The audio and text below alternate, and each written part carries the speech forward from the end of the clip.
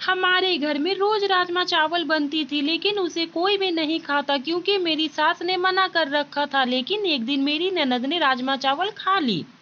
उसे खाते ही चक्कर आने लगी। जब उन्हें अस्पताल ले गया तो डॉक्टर ने कहा कि यह माँ बनने वाली है। मेरी ननद कुंवारी थी और उसे राजमा में ऐसा क्या था जो उसे खाते ही पेट में दर्द होने लगा। आखिर इसका पता लगा ही लिया।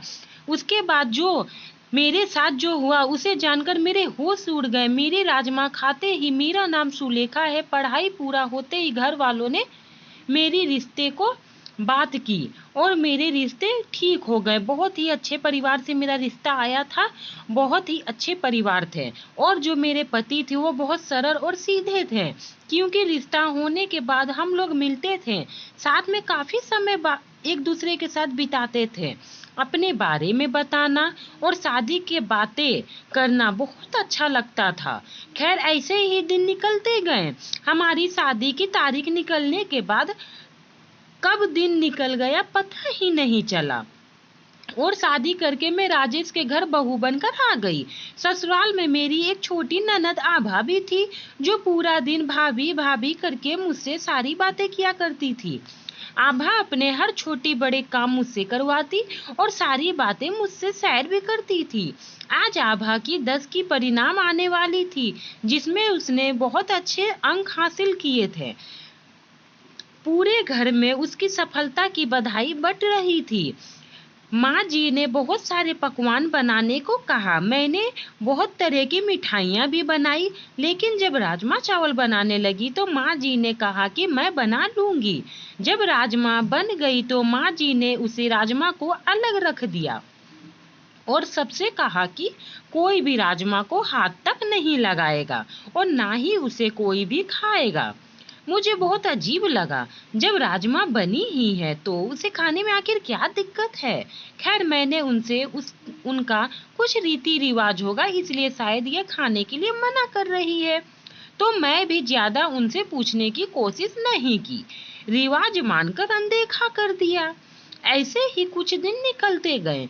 एक दिन जब मैं अपने कामों में बैठी थी तो राजेश का फोन आता है और कहता है कि शाम को मेरे कुछ दोस्त हमारे घर खाने आ रहे हैं, इसलिए कुछ अच्छा सा बना लेना। मैं राजेश से कहा कि किस खुशी में। तभी राजेश ने कहा कि दरअसल मेरा प्रमोशन हुआ है, इसलिए मैं अपने दोस्त को पार्टी देना चाहता हूँ। लेकिन मैंने सोचा कि कहीं बाहर होटल के बजाय मैं अपने घर में ही उन्हें बुला लेता हूँ, क्योंकि तुम्हें इतना अच्छा खाना बनाना तो आता ही है, तो फिर बाहर खाने की क्या जरूरत है, बेवजह पैसे की खर्च होगी। इसी तरह फोन करने के बाद मैं शाम को खाने की तैयारी में लग गई। जब मैं रसोई घर में गई और रसोई बनाने की तैयारी करने लगी तो मेरी सासू माँ आ जाती है और वह मुझसे पूछती है कि बहू आज इतनी जल्दी खाना क्यों बना रही हो, क्यों खाना की इतनी जल्दी तैयारी कर रही हो। तभी मैंने कहा कि माँ जी आज राजेश के कुछ दोस्त घर खाने आ रहे हैं।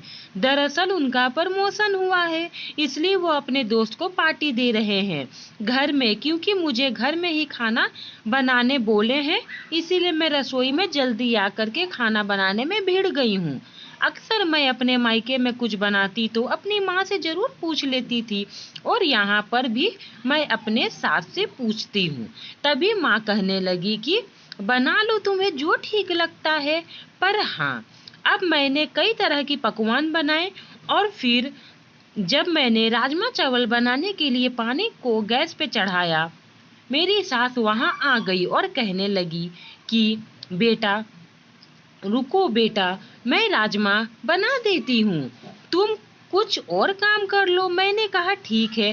सारा काम लगभग हो ही चुका था, फिर बनाने की ही बाकी थी राजमा चावल। तभी मेरी सास ने कहा कि मैं बना दूंगी। तभी मैंने कहा कि ठीक है, मैं तब तक सब्जी बनाने लगी। तभी मेरी सास राजमा चावल बनाई और उसे निकाल कर अलग बर्तन में रख दिया। मैंने कहा सासू माँ, अपने आपने इसे अलग बर्तन में क्यों रखा है। तभी वह कहने लगी कि कुछ नहीं, ऐसे ही रखा है। जब ये ठंडा हो जाएगा तब हम लोग इसे परोस देंगे। मैंने कहा ठीक है।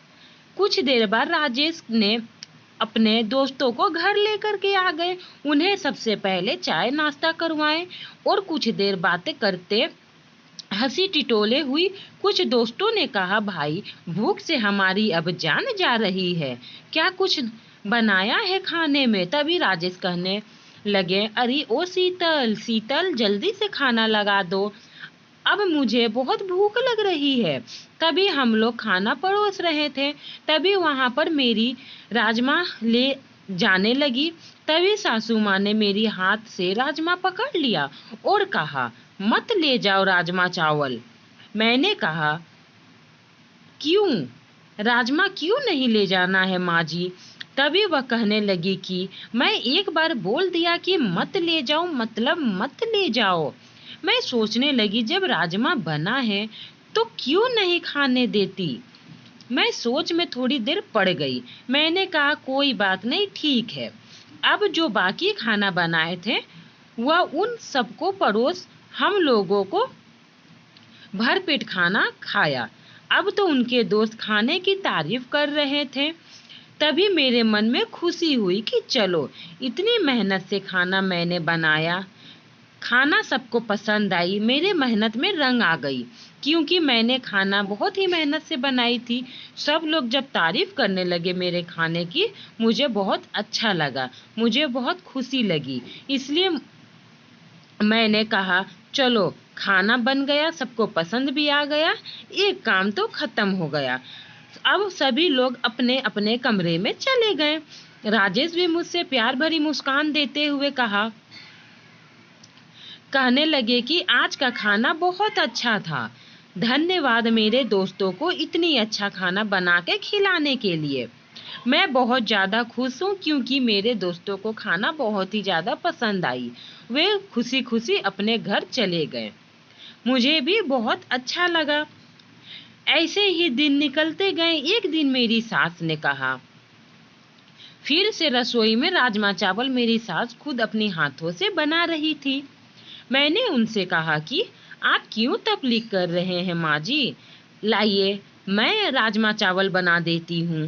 तभी वह कहने वालों की, नहीं नहीं, राजमा मैं ही बनाऊंगी, तुम्हें बनाने की कोई जरूरत नहीं है। आखिर वही हुआ, माँ जी ने अपनी हाथ तक नहीं लगाने दी राजमा में मुझे। वह राजमा बनाई। राजमा बनाने के बाद वह अलग बर्तन में निकाल के रख दी। राजमा को खाने की सोचो, लेकिन फिर मेरे मन में एक डर आ गया। मैंने सोचा राजमा बनी है, इसे खा लेती हूँ। फिर मैं डर गई, बोली नहीं, अगर माँ जी को पता चल जाएगा तो वो गुस्सा करेगी और बेवजह घर में कहीं झगड़े का माहौल ना बन जाए। सर, मैं इस बात को अनदेखा कर दिया। बोली, छोड़ो, थोड़ी सी राजमा चावल खाने में आखिर क्या रखी है बेवजह। लेकिन मैं इस बात को अपने दिमाग से नहीं निकाल पा रही थी कि एक दिन माँ जी राजमा बनाकर टेबल पर ही रख दी और वह भूल गई उसे अलग बर्तन में लेके कहीं रखने के लिए। तभी अचानक से मेरी ननद आ जाती है और वह उस राजमा चावल को टेबल पे देख करके बिना कुछ किसी से पूछे मेरी ननद आभा उस राजमा चावल को खा लेती है। जब मैंने देखा कि आभा वह राजमा खा रही है, तभी मैं उन्हें रोकने गई, लेकिन जब वहां गई तो वह आभा काफी राजमा खा चुकी थी। अब मुझे बहुत घबराहट सी होने लगी। घबराहट के मारे मेरी जान निकली जा रही थी। पता नहीं अब क्या होगा। मैं आभा से कहा कि ये क्या कर दिया आभा, तूने माँ जी का, किसी को भी ये माँ जी राजमा चावल खाने नहीं देती, मना करती है। कम से कम खाने से पहले एक बार तुम्हें पूछ तो लेना चाहिए था। तभी आभा कहने लगी कि भाभी, मुझे इतनी तेज भूख लगी थी, मैंने सोचा कि आप बनाकर रखी होंगे, इसलिए मैंने राजमा चावल को बिना किसी से पूछे खा लिया। आज से पहले कभी तूने राजमा चावल खाई थी क्या, जो आज तुझे किसी से पूछे बिना ही राजमा चावल खा ली? माँ भी कभी राजमा खाने किसी को नहीं देती, इसके पीछे उनका कोई कारण ही होगा ना, तभी वह मना कर देती होगी। इतने में ही माँ जी आ जाती है और बोलती है उससे पहले कि आभा को चक्कर सी आ जाती है और वो बेहोश जमीन पर गिर जाती है। अब तो पूरी तरह से घबरा गई। मेरे मन में तो यही डर हो गया कि शायद राजमा खाने से उन्हें कुछ हो गया, क्योंकि ये राजमा चावल तो आज तक घर में कोई भी नहीं खाया है और आभा ने खा लिया। अब जल्दी से उन्हें हॉस्पिटल लेके गए। वहां डॉक्टर ने उनका चेकअप किया और रिपोर्ट आई तो रिपोर्ट देखकर उनके पैरों तले जमीन खिसक गई और साथ में हमारी भी पैरों तले जमीन खिसक गई, क्योंकि उस रिपोर्ट में डॉक्टर ने कहा कि आभा माँ बनने वाली है। अब तो मानो हम लोगों का हालत खराब हो गई, यही सोच सोच कर कि आखिर ये कैसे हो गया। राजेश अब तक वहां आ चुके थे। यह लोग एकदम से सुनकर शौक जैसा लग गया। सबको बस यही लग रहा था कि आभा ऐसे कैसे कर सकती है, इतनी समझदार संस्कारी लड़की इतना गलत काम कैसे कर सकती है। लेकिन मुझे तो उनके संस्कारों से ज्यादा राजमा चावल पे शक हो रही थी, ना जाने क्यों। मुझे तो बस यही लग रहा था कि हर बार मैं राजमा खाने मना करती थी और आज आभा ने राजमा खा ली और खाते ही कुछ मिनट में ही उसकी तबीयत खराब हो गई। उसे अस्पताल लाना पड़ा। उसका दिमाग में बस एक ही बात घर कर रही थी कि मेरा मन तो मानो एक बेचैन सा हो रहा था। नफरत सी पैदा हो गई। अब राजमा का नाम मेरे रोंगटे खड़े हो जाते। फिर हम लोग आभा को अस्पताल से लेकर के घर आए। सब लोग ने आभा से नाराज थे। राजेश भी आभा से बात नहीं कर रहे थे। उन्हें भी यही लग रहा था कि आभा पूरे समाज में उनके नाक कटवा दिए। हम लोगों की बदनामी सुननी पड़ेगी, पर मुझे यकीन था जरूर राजमा चावल में ही कुछ है। लेकिन माँ जी ने राजमा के बारे में कुछ भी बताने के लिए राजी नहीं थी। उन्हें भी यही लग रहा था कि आभा ने ही कुछ किया है। अब वह खेल के बारे में किसी को नहीं बता पा रही थी। तभी मैं राजेश को अपने पास बुलाया और कहा कि बहुत दिनों से आपको कुछ बताने की कोशिश कर रही हूँ, लेकिन मौका ही नहीं मिल रहा था। तभी राजेश बोले, क्या हुआ, कहो। मैंने कहा कि बहुत समय से जब भी घर में राजमा बनाने की कोशिश करती हूँ माँ मुझे राजमा बनाने नहीं देती, खुद राजमा बनाने लग जाती है और आपके दोस्त घर आते हैं, उन्हें राजमा बनाते भी नहीं दी और बने हुए राजमा आपके दोस्त को खाने भी नहीं दी। क्यों? वह अलग बर्तन में राजमा बनाकर निकाल देती है और रख देती है। अब तो वह हर रोज राजमा बनाती है पर किसी को खाने के लिए नहीं देती। और उसके बाद से उसके हाथ से हादसा हुआ। लेकिन राजेश मेरी बातों पर हंसने लगे और बोले कि भला राजमा चावल खाने से ऐसे हो सकता है? तुम आभा की गलतियों को पर्दा डालने की कोशिश मत करो। राजेश अब गुस्सा करने लगा। कोई भी मेरी बात को समझ नहीं रहा है कि मैं क्या कर रही हूँ, मैं क्या कहना चाह रही हूँ। फिर मैं आभा के कमरे में गई, उससे प्यार से समझाने के लिए, और पूछने लगी कि आभा, अगर कोई ऐसी बात है तो तुम अपनी भाभी को बता सकती हो। प्लीज बताओ, मुझे बता दो, मैं घर वालों को मना लूंगी। तभी आभा रोते रोते बोली, भाभी मैंने ऐसा कुछ भी नहीं किया है। पता नहीं डॉक्टर ऐसा क्यों बोल रहे हैं। मैं तो आज तक कभी किसी के साथ रिलेशन में नहीं आई हूँ। मुझे आभा के मुंह की यह सारी शब्द पता नहीं क्यों सच सी लग रही थी। लेकिन अब मैं घर वालों को कैसे समझाती। मैं माँ जी से कहा कि माँ जी, आप वो राजमा बनाकर अलग क्यों रखते हो। माँ जी ने मुझे कोई जवाब देना जरूरी नहीं समझा। बात करने की कोशिश की माँ जी से, पर उसने कोई जवाब भी नहीं दी। तभी मैं भी अपना सर पकड़कर बैठकर सोचने लगी कि पता नहीं आखिर क्या बात है, क्या हो रहा है इस घर में, और इसमें क्या आभा की गलती है या फिर मुझे कुछ समझ ही नहीं आ रहा है। तभी अचानक डॉक्टर का फोन आया और वो डॉक्टर कहने लगे कि आपके घर से किसी का नाम आभा है क्या? उसका रिपोर्ट की बदली हो गई है। हम इसके लिए सॉरी, आपसे माफ़ी मांगते हैं। मैंने कुछ समझ में नहीं आया। फिर मैंने माँ और राजेश को वहाँ बुलाया और हम लोग डॉक्टर से मिलने के लिए अस्पताल गए। सब कुछ पता चल जाएगा बढ़िया से अस्पताल जाने से। हम लोग रिपोर्ट लेकर डॉक्टर के पास गए।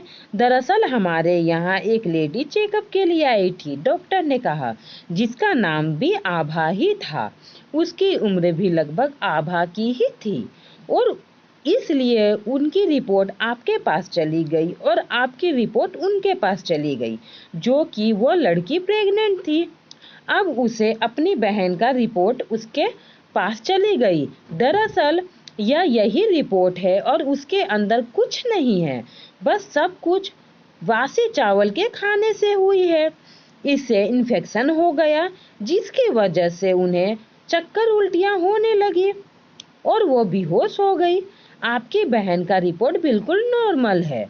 हम लोगों की जान में जान आई कि आखिर आभा बिल्कुल सही कह रही थी। हम लोग आभा के असली रिपोर्ट लेकर के घर आ गए। सारी बातें आभा ने माँ जी को बताएं तो माँ जी ने आभा को गले लग गए और उनके आंखों से आंसू आ गए। वह कहने लगे कि साथ में मुझे बेवजह शक कर रहे थे कि बासी चावलों में राजमा के ऐसे हो गया। हम लोग राजमा चावल से तो ताज़ा रखते हैं, रोज बनता है तो ताज़ा चावल, और फिर यह बासी चावल का राजमा, ये सब क्या मामला है? मुझे तो कुछ भी समझ में नहीं आ रहा था। तभी मैं सभी वहाँ खड़े थे तो माँ जी को बहुत ही अच्छे स्वभाव से पूछा कि माँ आखिर ये सब क्या चल रहा है? आप किसी को राजमा चावल खाने आखिर क्यों नहीं देती? प्लीज हाथ जोड़कर विनती करती हूँ, मुझे आज ये कारण आप बता ही दो। तब माँ ने कहने लगी कि दरअसल तुम्हारे ससुर की मृत्यु भी राजमा चावल खाने की वजह से ही हुई थी। दरअसल हम लोगों को जब राजमा चावल तुम्हारे ससुर जी के लिए मैंने बनाई थी तो उस चावल में एक ईंट जैसा कुछ गया था दुकानदार की लापरवाही से, जिसकी वजह से उसे उस ईंट के वजह से पेट में इन्फेक्शन हो गई और उनकी मौत हो गई थी। उसी दिन से मैं राजमा से नफरत करती हूँ। उस दिन से मैं घर में राजमा बनाती तो हूँ लेकिन किसी को खाने नहीं देती, क्योंकि मेरे मन में यही डर रहता कि अगर किसी को राजमा खा ली और अगर उनकी मौत हो गई तो क्या होगा।